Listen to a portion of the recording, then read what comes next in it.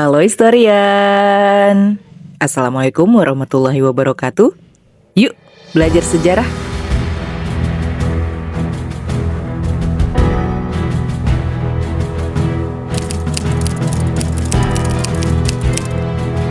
Dalam sejarah proklamasi kemerdekaan Indonesia tahun 1945, naskah proklamasi yang dibacakan oleh Bung Karno dan Bung Hatta diketik oleh Sayuti Melik menggunakan mesin ketik. Yap, mesin ketik, sebuah alat yang dulu pernah ada dan dipergunakan untuk berbagai keperluan. Selain itu, dulu juga pernah ada telepon engkol, layar tancap, kompor minyak tanah, lampu Petromax, dan pager. Alat-alat sederhana itu dulu menjadi penghubung, hiburan, dan kebutuhan utama masyarakat Indonesia. Mau tahu lebih lanjut? Yuk tonton video ini sampai selesai. Tapi sebelum itu, buat yang belum subscribe, jangan lupa subscribe, nyalakan lonceng notifikasinya, dan share video ini ke teman-teman kalian.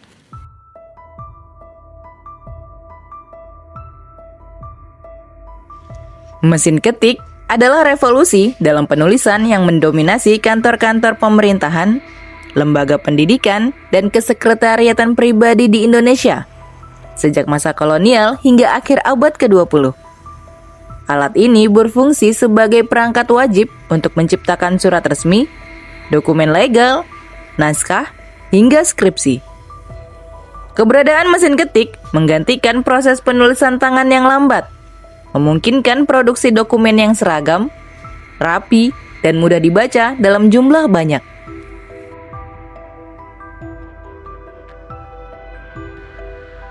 Setelah bertahun-tahun menjadi raja dalam produksi dokumen, mesin ketik perlahan digantikan oleh komputer pribadi atau personal komputer dan printer sejak tahun 1990-an.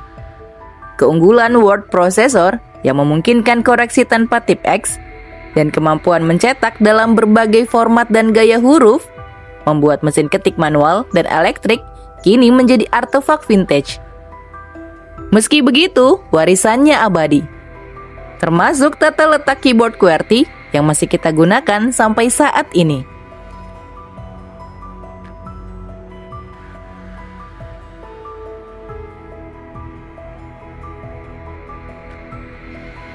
Sebelum era telepon putar, apalagi telepon tombol, Indonesia yang saat itu masih Hindia Belanda sudah mengenal jaringan telepon yang dioperasikan secara manual. Teknologi ini dicirikan oleh perangkat telepon engkol atau telepon baterai lokal. Masa kejayaan telepon engkol perlahan berakhir seiring modernisasi jaringan. Setelah Indonesia merdeka, Perumtel, yang merupakan cikal bakal dari Telkom, mulai memasang sistem sentral otomatis yang memungkinkan penelepon memutar atau menekan nomor secara langsung tanpa perantara operator. Peralihan ini membuat telepon engkol menjadi peninggalan sejarah yang sekarang hanya dapat ditemukan di museum, menandai babak baru telekomunikasi yang lebih cepat dan mandiri di tanah air.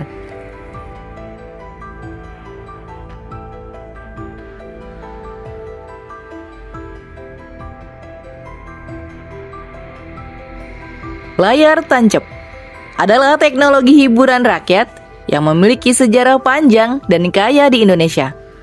Jauh sebelum televisi atau bioskop modern menjangkau pelosok negeri.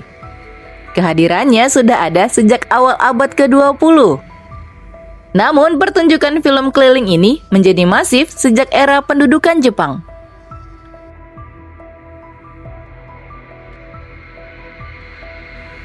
Pemerintah Jepang menggunakannya sebagai alat propaganda untuk menyebarkan semangat nasionalisme Asia dan informasi perang, dengan memutar film-film di tempat terbuka karena keterbatasan gedung bioskop.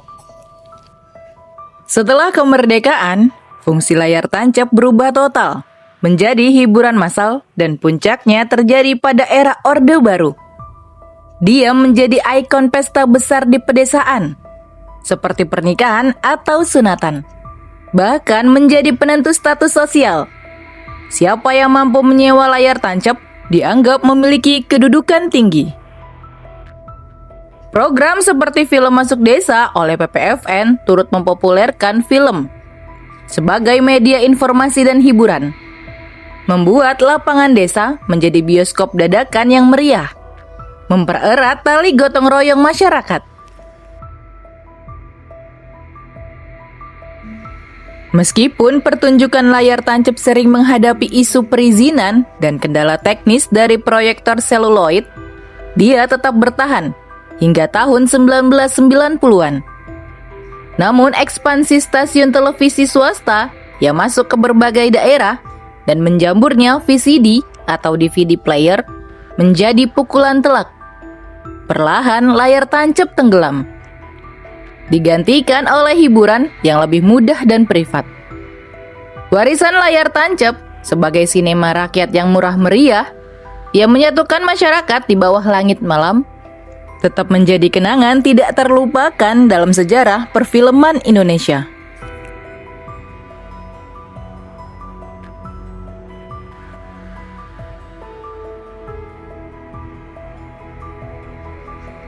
Dalam rumah tangga Indonesia, dua teknologi ini adalah pilar utama yang mengisi kebutuhan dasar sehari-hari. Kompor minyak tanah untuk memasak dan lampu Petromax untuk penerangan. Kompor minyak tanah yang bekerja dengan prinsip sumbu yang dialiri minyak menjadi alat masak andalan masyarakat dari berbagai kelas ekonomi. Sementara Petromax dengan desainnya yang ikonik dan menggunakan tekanan untuk menghasilkan cahaya terang, berfungsi sebagai penerangan utama saat malam hari, atau digunakan untuk kegiatan komunal seperti ronda.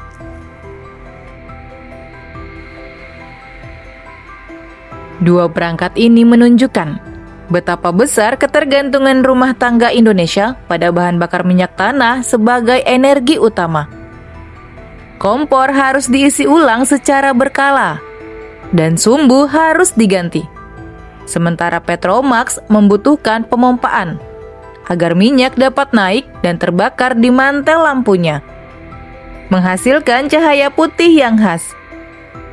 Ketersediaan dan harga minyak tanah bersubsidi adalah faktor penting yang menentukan kelangsungan hidup jutaan keluarga. Kejayaan Petromax mulai memudar seiring meluasnya jaringan listrik PLN ke pelosok desa, digantikan oleh lampu pijar dan neon yang lebih praktis. Kemudian era kompor minyak tanah berakhir secara dramatis melalui program konversi besar-besaran ke LPG yang dimulai pada pertengahan tahun 2000-an. Program ini mengubah lanskap dapur Indonesia secara permanen, membuat kompor minyak tanah kini menjadi barang langka yang hanya digunakan di daerah terpencil atau sebagai koleksi nostalgia.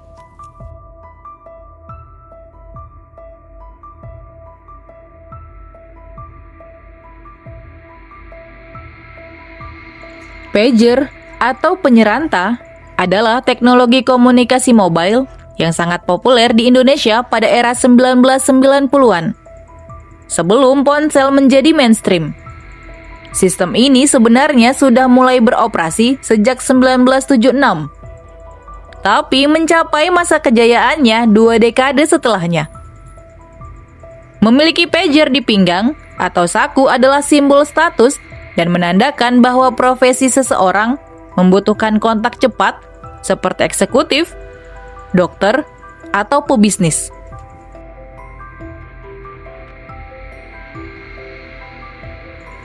Masa emas pager tidak bertahan lama.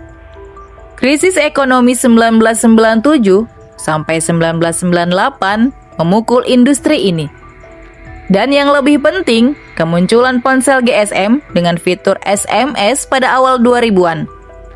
Ponsel menawarkan komunikasi 2 arah, fitur suara dan pesan yang dapat diketik langsung oleh pengguna, mengalahkan pager yang hanya 1 arah dan bergantung pada operator.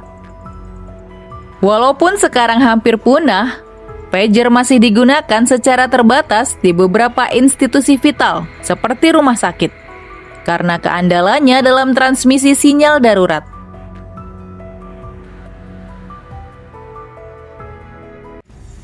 Itu tadi beberapa alat dan teknologi yang sudah tidak bisa kita temui lagi. Dari mesin ketik yang penuh bunyi, telepon engkol yang bergantung pada operator, hingga kompor minyak tanah dan Petromax yang menghangatkan dan menerangi rumah kita, setiap alat ini adalah cerminan kebutuhan dan kemampuan masyarakat pada zamannya. Mereka adalah saksi bisu perkembangan peradaban dan inovasi di Indonesia. Meskipun sekarang sudah digantikan oleh teknologi yang lebih maju, kenangan dan pelajaran tentang bagaimana kita berkomunikasi, bekerja, dan memenuhi kebutuhan dasar adalah warisan yang tidak ternilai. Semoga video tadi bermanfaat dan menambah pengetahuan kita tentang sejarah Indonesia, karena sejarah adalah guru kehidupan. Sampai jumpa di video selanjutnya.